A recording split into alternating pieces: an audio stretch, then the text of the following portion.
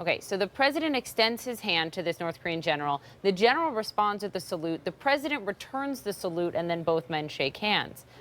Why is this significant? Our military analyst, former Rear Admiral John Kirby, is back with me. Why is this so striking?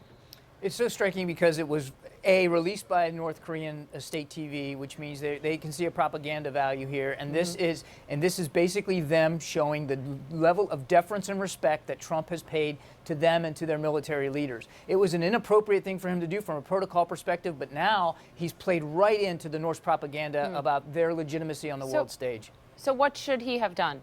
He should have just nodded his head when the general saluted and reached out his hand and did a handshake. That's the appropriate thing. Look, he's the commander in chief. He doesn't even salute his own generals. They salute him. That's the way it works. And you certainly don't do it with leaders of foreign militaries, and most certainly don't do it with the leaders of foreign militaries of an adversary nation.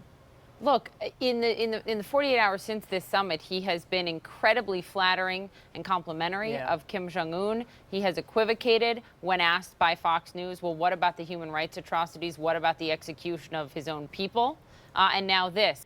President Trump recently said that your dealings with China were so egregious that in times gone by, the punishment would have been death. That's right, he said that. That's correct. He is suggesting that you be punished by death. The former commander-in-chief to his former top military advisor. Look, I'm a soldier. I've been faithful and loyal to the Constitution of the United States for 44 and a half years.